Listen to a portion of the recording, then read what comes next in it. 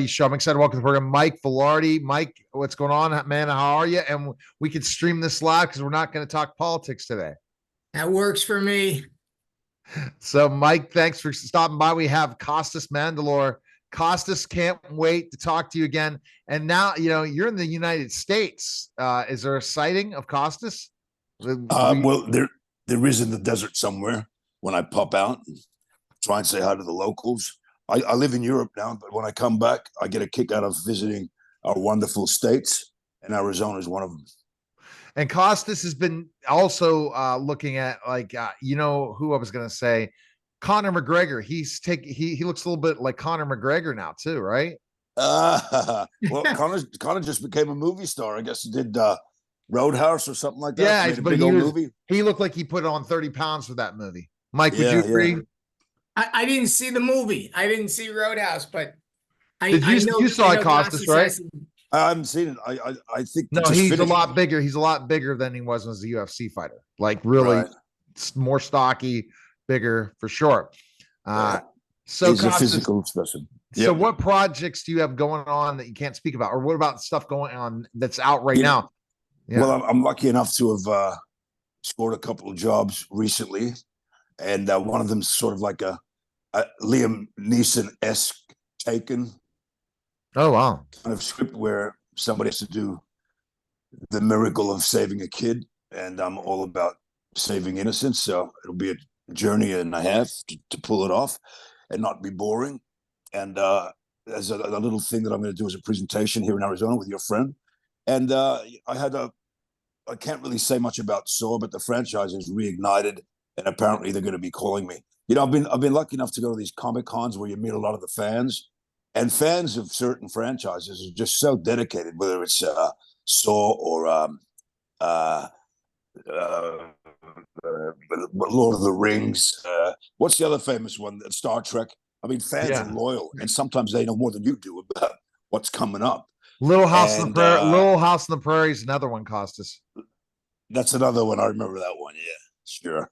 Yeah, I actually worked with Melissa Gilbert when she grew up. Yeah. Do you remember Melissa Gilbert? Yeah. She was the little girl on it. Yeah. All right. So what stuff's out right now? People can watch, Costas, of you. I'm really not sure when anything's been released because of the strike. I think we spoke around strike time, and I don't know what's out there. But if they look up my name and whoever's interested, they'll find movies that are streaming, because I really don't know. The world's changed, and I'm not in touch with everything that goes on. Usually you do a movie, it comes out, people know it's coming out. Now, a lot of the times you do movies and they stream them and they release them in different ways, and people, stumble onto them or find them. So I was interviewing, I interviewed people for Boneyard that's coming out in theaters on July 5th with Mel Gibson and 50 Cent. Didn't get to interview Mel or 50, but I interviewed a lot of the actors, and it's a really good film. Can't say anything about it because embargo till July 1st, so you guys gotta wait. But it was intriguing. It's all about basically the murders in 2009 in New Mexico. That was really sad. But I was checking that out. All right, so Mike, what questions do you have for Costas? What are you guys going to do when you hang out together in Florida? Well, we always have a great time when we hang out in Florida, but this time Costas is going to bring his wife and kids, so we'll be doing a lot of family type stuff, Yep. Eat some good steaks and rejoice in the beautiful weather. By the way, can I throw this at you guys? Mentioning Mel Gibson, who I love as a performer, and obviously Braveheart's one of the greatest films ever made. Yeah. But I actually did a movie that I forgot about, as you asked me, and I think I should talk about it. Mel Gibson was going to do a movie called Gunslinger, an old style Western. He had to drop out of it for some reason, and they got Nicolas Cage to replace him in another type of role. And the producers had a chinwag, and they invited me to play the role that Mel Gibson was going to play. Now, obviously, I've got to fill some pretty special shoes because Mel's fantastic. But I got to play the role that he was going to play, and I channeled him as best as I could and kept it, as real as I could. And I got to work with Nicolas Cage, who's eccentric and wild and funny. I mean, I didn't know how to play the scenes with him because I was enjoying his madness because he's kind of off kilter and he's talking, he's an ex-drunk and a gunslinger. He's trying to get, and he was doing all this shit. And I'm thinking, well, he's a risk taker. I'm just going to enjoy it. So I just enjoyed him on screen as much as I could. But I ended up doing the role that Mel was going to do, and I was quite proud to try to do my best with it, because Mel is a special actor, right? Oh, he truly is. Oh, He did an amazing job in this last movie for sure. Tell us the premise of Saw. Ultimately, when I first was invited to do it, I had to work out why was it so successful. It was very original. It hit the crowds around America and the world like a ton of bricks, and it became a huge franchise.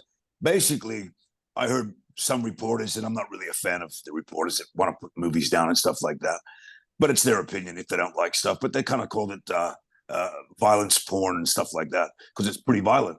But in the end, when you get to the nitty gritty of the main character, something terrible happens to him, and he decides to hold people accountable that do terrible things.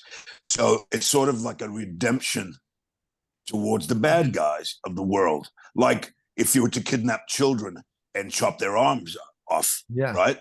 Then this guy finds you with his little helper, which is me, Detective Hoffman, right, and this other character that's a woman called Shawnee Smith.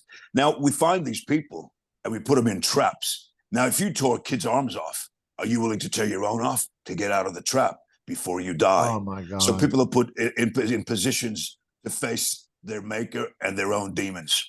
So that's where it becomes pretty clever and pretty cat and mouse as far as who gets it, when they get it, who do you catch, what do they do, how far is somebody willing to go? Like a pervert once was perverting on women, and then he was found in a trap where he had a minute to tear his own eye out before his head explodes, and he didn't do it.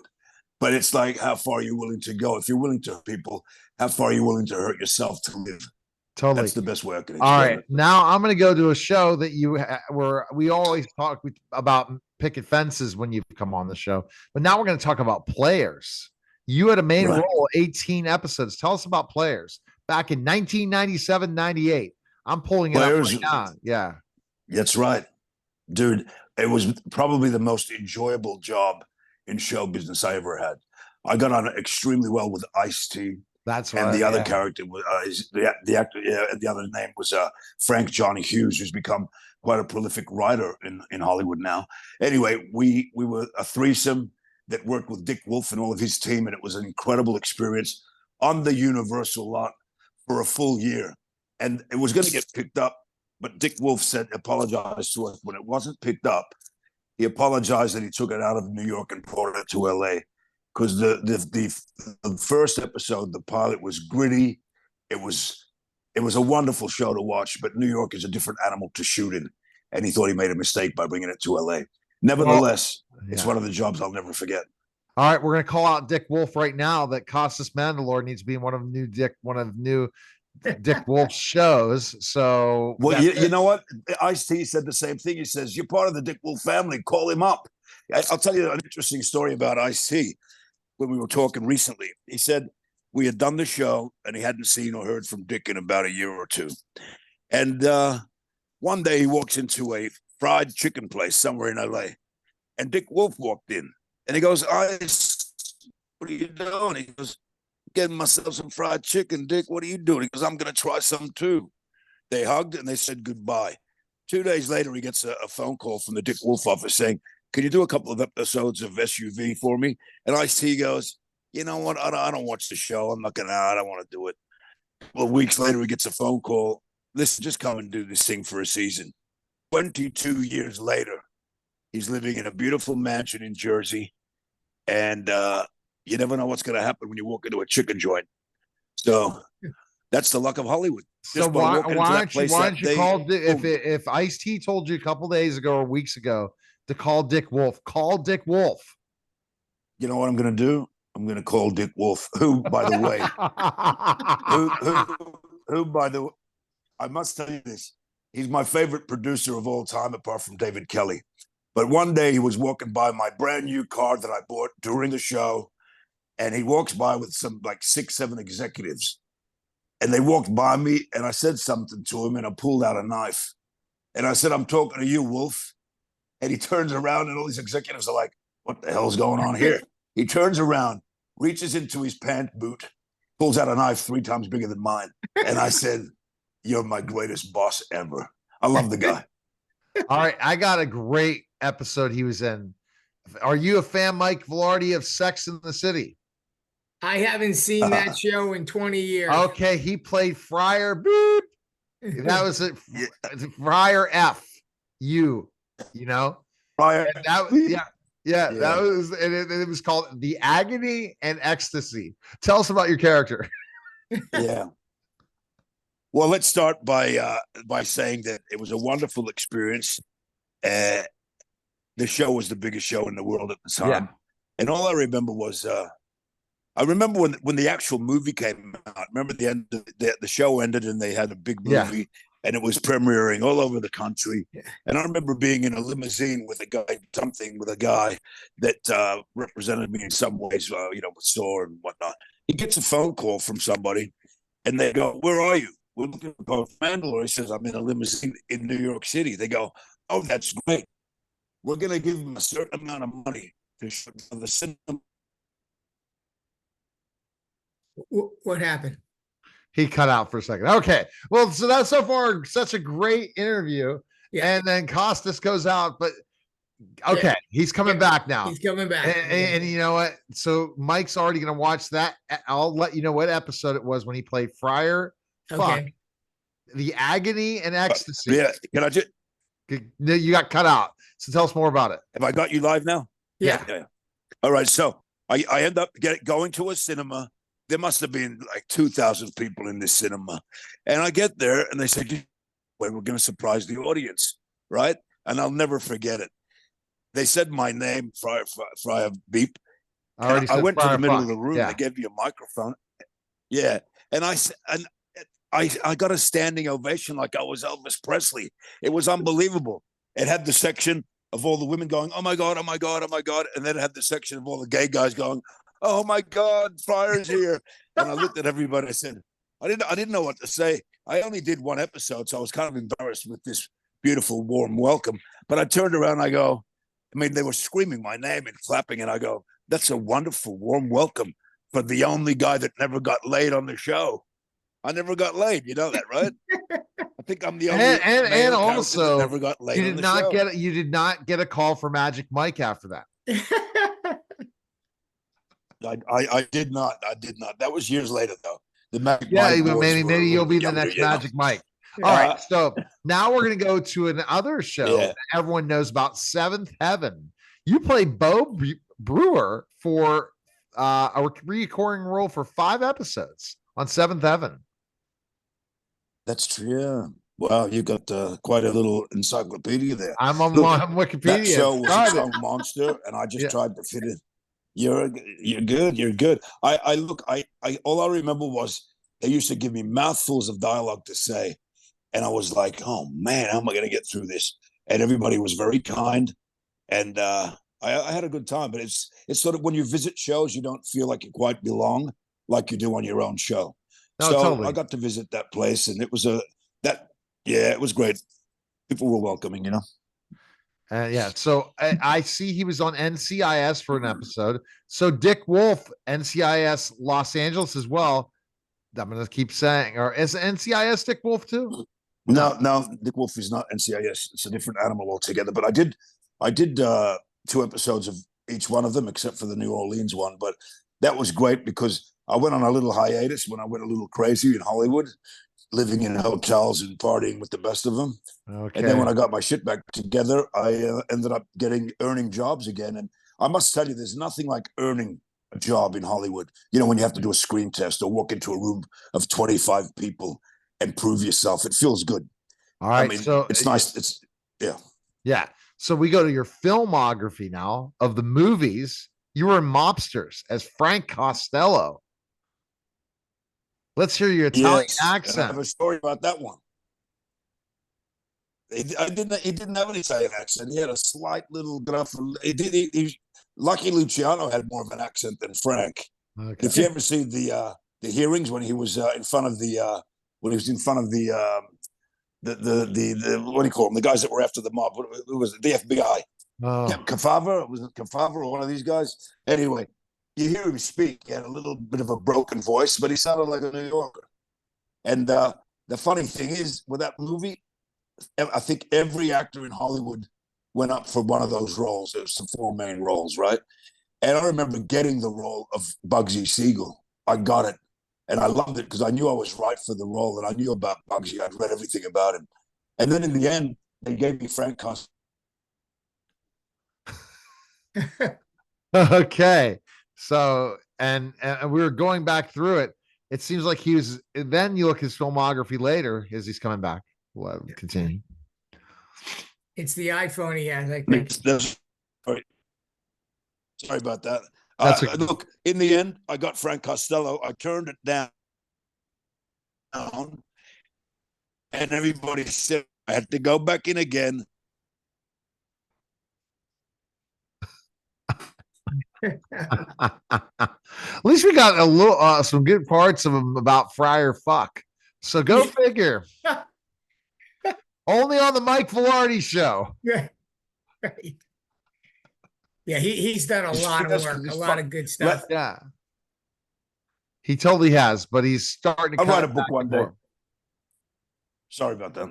That's okay. All right. So if we look at, some of the movies, Saw X, you played Mark Hoffman. You were in multiple Saws, and it's kind of weird. It took years to go back to Saw, it looks like. Saw. Well, they went on a little hiatus. Yeah, a little hiatus. Yeah, a long hiatus. Well, they did 2 other movies, one with Sam Jackson and Chris Rock, and I don't know if it really worked. They did another one that was a prequel. I don't know if it really worked. So they came up with a script, and apparently it's the best reviewed script out of all of them, apart from the first one. And I did a little cameo in the first one, and I wasn't supposed to tell anybody.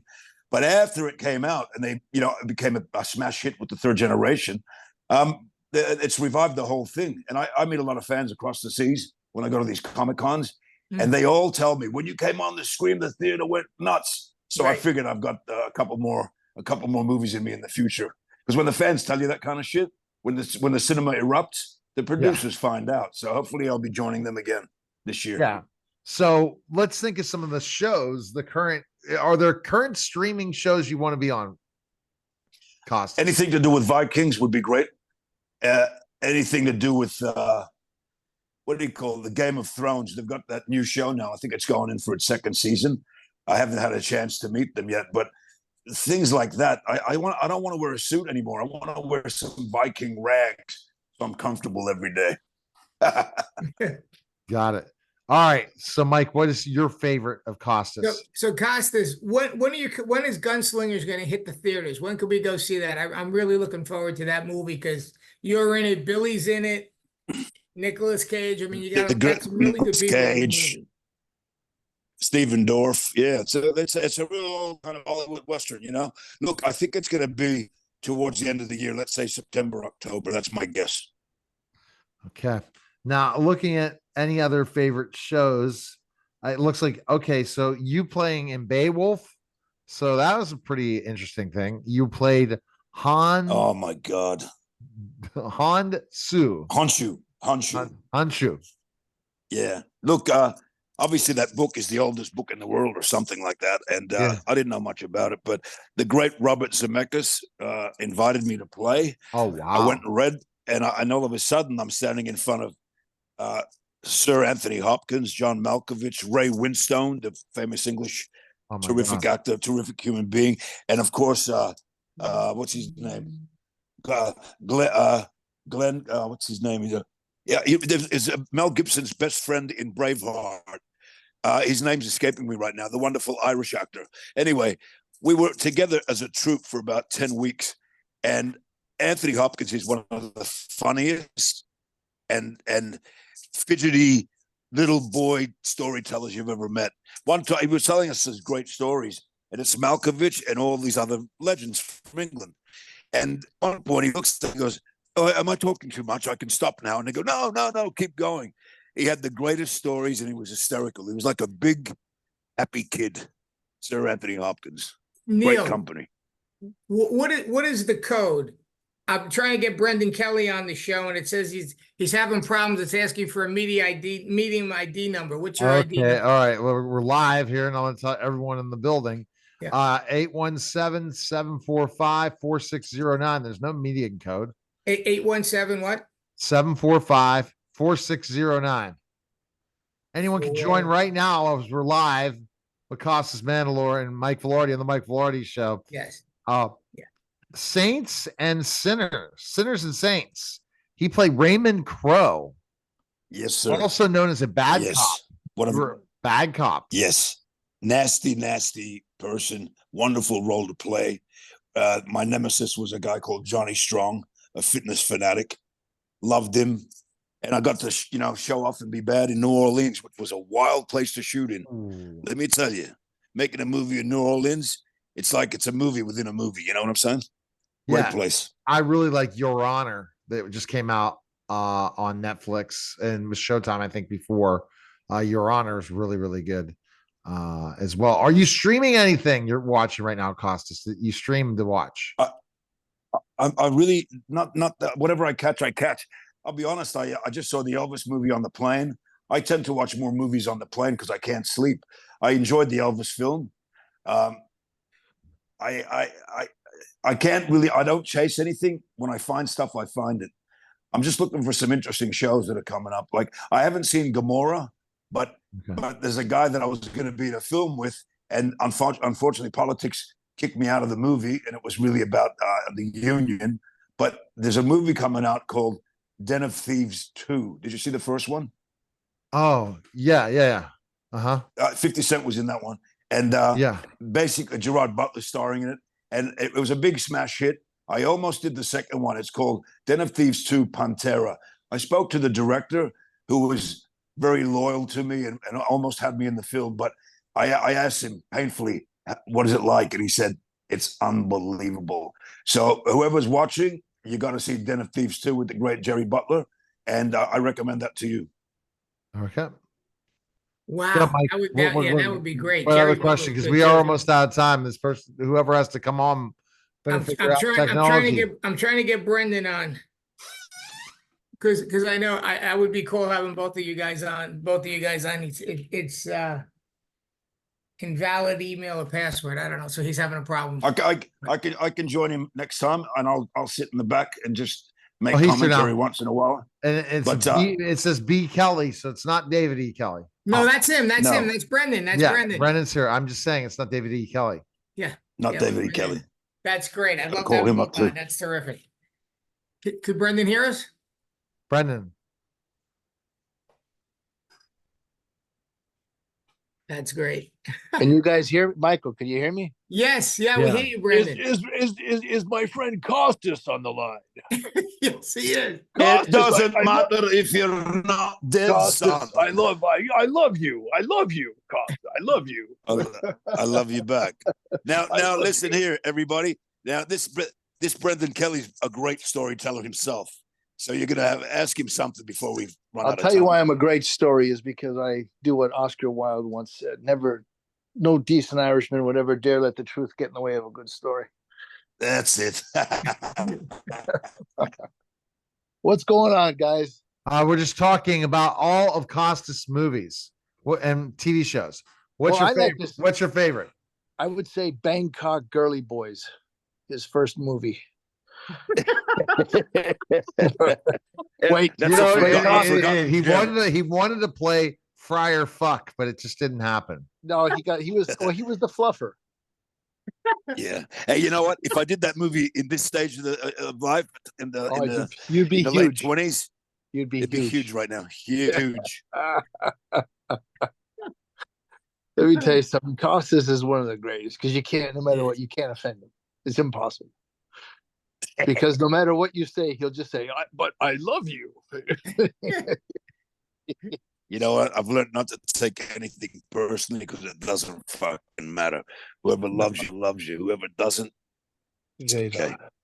All right. So Mike, any other questions before we're almost saying goodbye? No, listen, I love both these guys. They're both great. Costas introduced me to Brendan, and Brendan's done a lot himself. I mean, he was in that Con Air with Nicolas Cage, and he's done a whole bunch of movies. He's a writer, script writer, another great So guy. I love these what's two the guys. news? What's news with you, Brendan? Before we let you go, Gosh, what was my newsworthy with me?